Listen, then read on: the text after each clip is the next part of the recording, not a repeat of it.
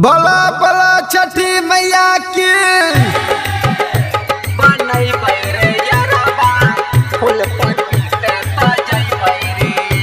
Presented by PM Recording Studio, Alamnagar Madhepura. चले रे यारबा गंगा किनार लेके कांधे कोदार। चले रे यारबा गंगा किनार लेके कांधे कोदार। चल चल घटिया बनई बैरे फूलपति से सजई बैरे। छठी माई के घटिया बनई बैरे यारबा फूलपति से सजई बैरे। चले रे यारबा गंगा किनार लेके कांधे कोदार। चले रे यारबा गंगा किनार लेके कांधे कोदार। चल चल घटिया बनई बैरे फूलपति से सजई बैरे।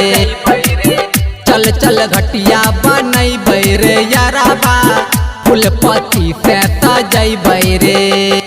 DJ Sumit Satish रैमा।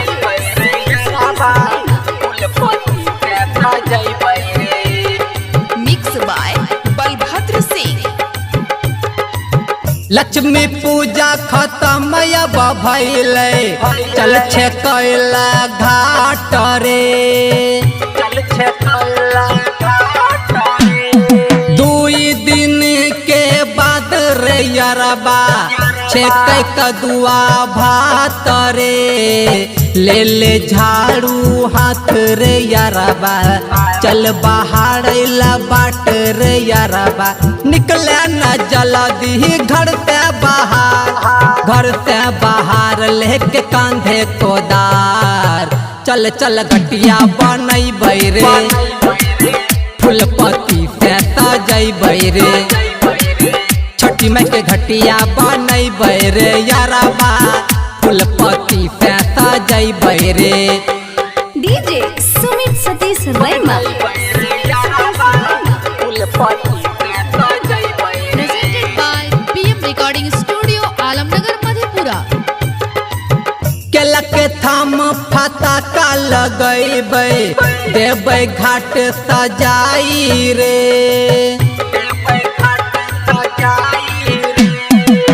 Generator mercury लगाई के देबै घाट झमकाई रे। गंगा किनार पर डीजे लगैबै सुनील पंकज के गाना बजैबै। मन रे यारबा बतिया हमार ले ले कांधे कोदार। चल चल घटिया बनई बैरे फूलपति से सजई बैरे।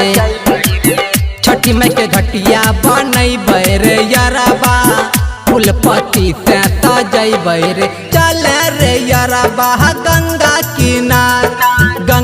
किनार ले ले कांधे कोदार। चले रे यारबा गंगा किनार लेके कांधे कोदार। चल चल घटिया बनई बैरे फूलपति से सजई बैरे। छठी माई के घटिया बनई बैरे यारबा फूलपति से सजई बैरे।